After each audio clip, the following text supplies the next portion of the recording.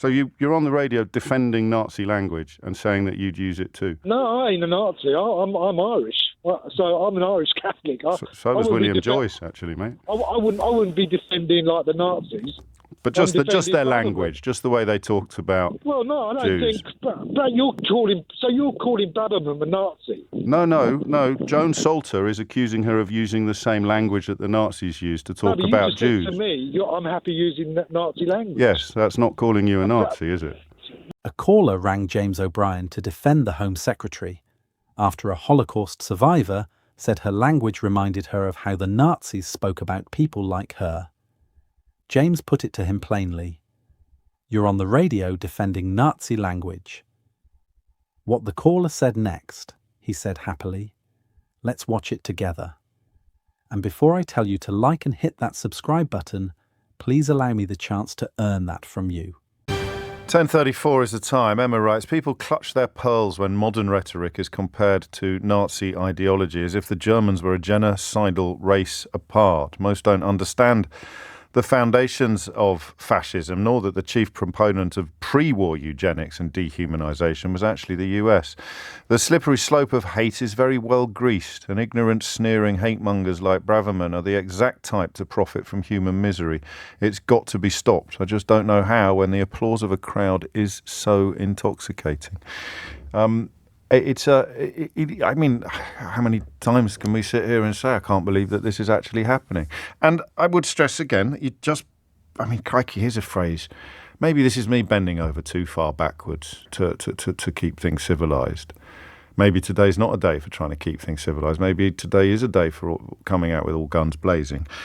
But just because Joan Salter is a Holocaust survivor doesn't make her infallible. It doesn't make her right about everything, but she can be right about her feelings. Only she can be right about her feelings.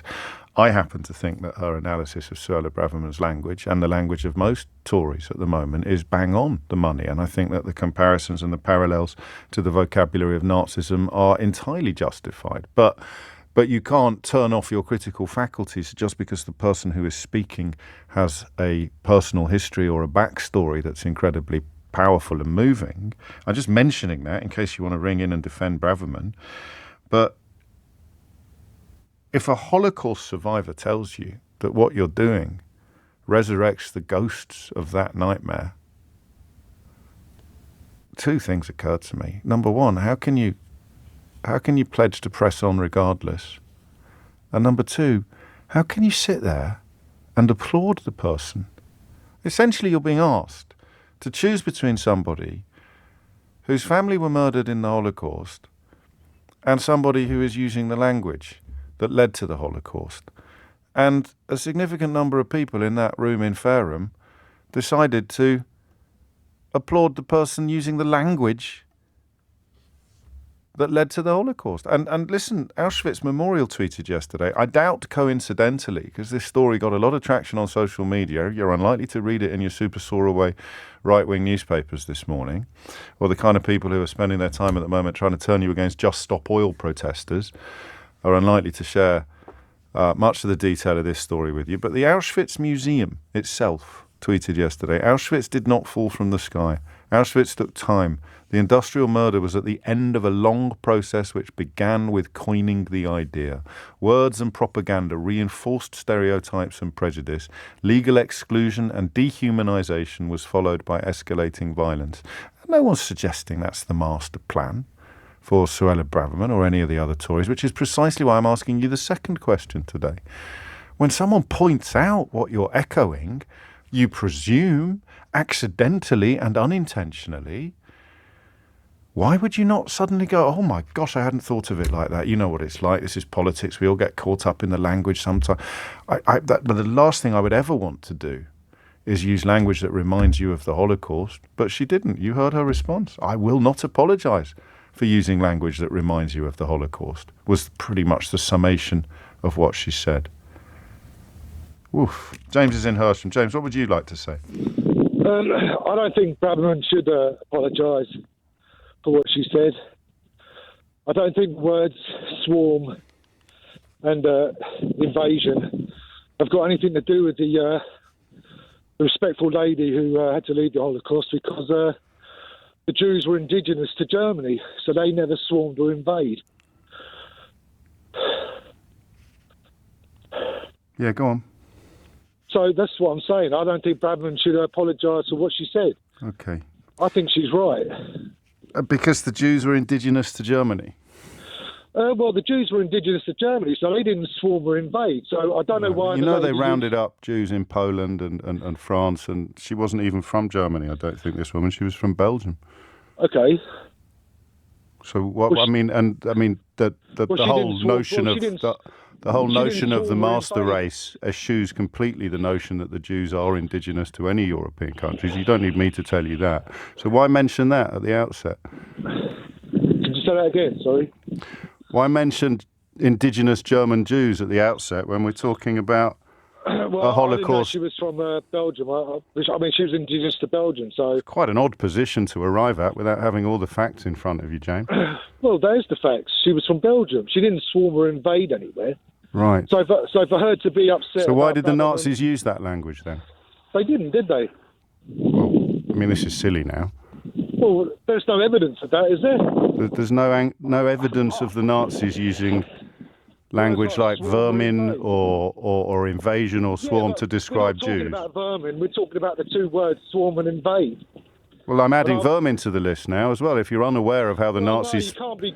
I mean, if you're just going to keep adding words, then we could be here all day talking about words. Yes, you're right. We are here all day talking about words. No, but we're just talking about two specific words, what Braverman said. Yes. And I don't think she was wrong in using them words. But you don't think the Nazis used them either, James. So your position is already a bit ridiculous, isn't it? No, it's not. Okay.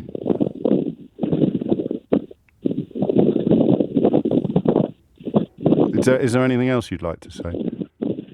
Not really, no. I mean, for the people to clapping or applauding, they obviously agree with what Braverman was saying. You would be as well, wouldn't you?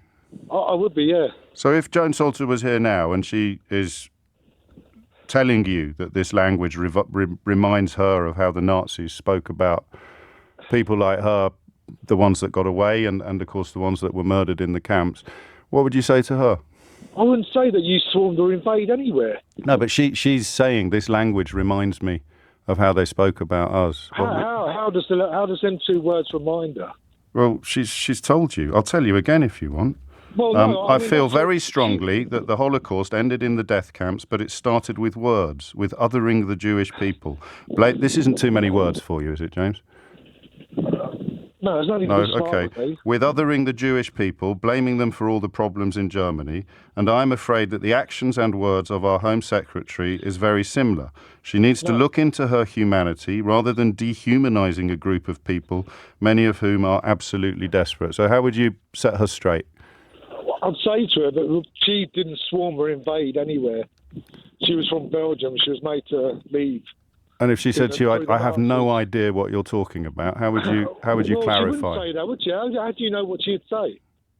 Well, that's why I used the word if. Well, I don't think she would say that. I mean, I don't think she did swarm or invade anywhere. She was indigenous to Belgium as a Jew.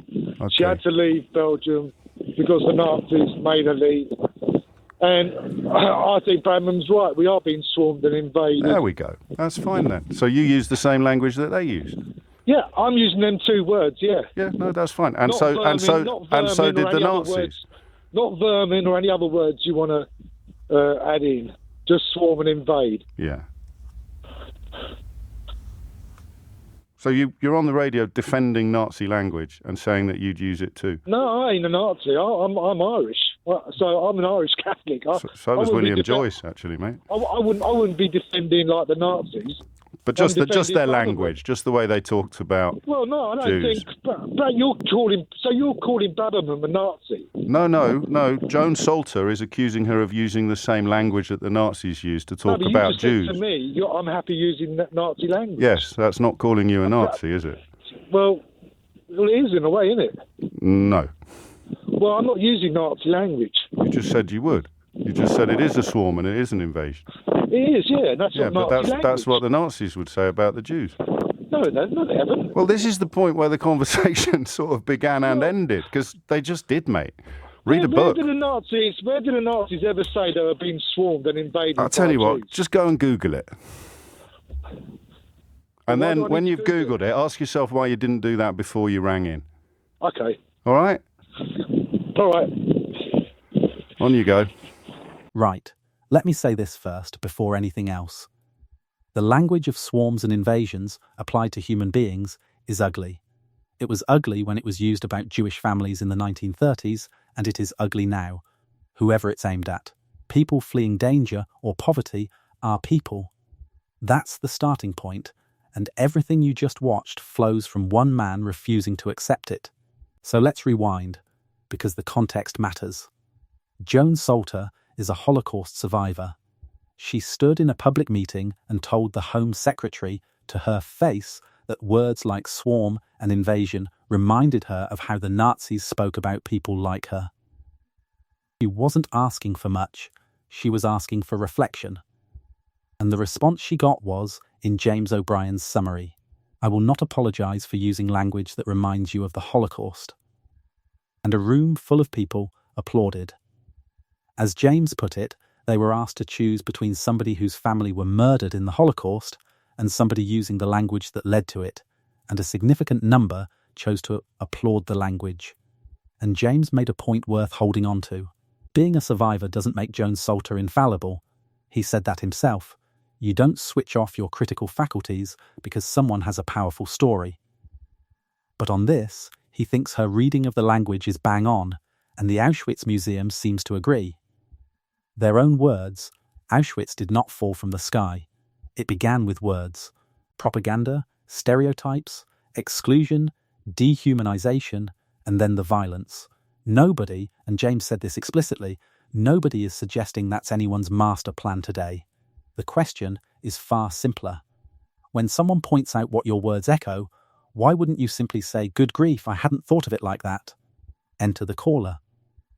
And his opening move is remarkable. The words swarm and invasion, he says, have nothing to do with this respectful lady, because the Jews were indigenous to Germany, so they never swarmed or invaded. Stop and look at that argument.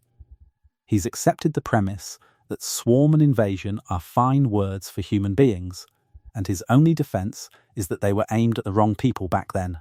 And even that collapses immediately, because Joan Salter isn't German, she's Belgian.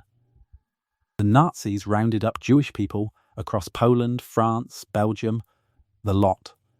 His one fact was wrong, and it was his opening fact. Then it gets worse. James asks why the Nazis used that language, and the caller says they didn't, did they? There's no evidence, he says, of the Nazis using language like vermin or invasion or swarm to describe Jews.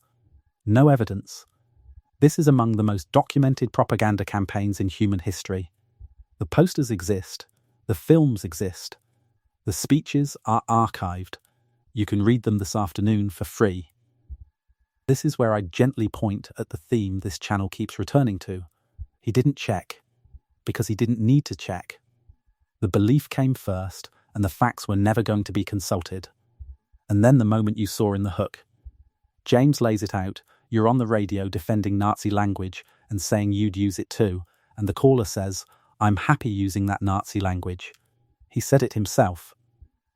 Happily, he then doubles down, it is a swarm and it is an invasion, to which James gives the only reply available, that's what the Nazis would say about the Jews. The caller's answer? No, they didn't. They just did, mate, read a book. And that's where James finishes him. Not with anger, with homework.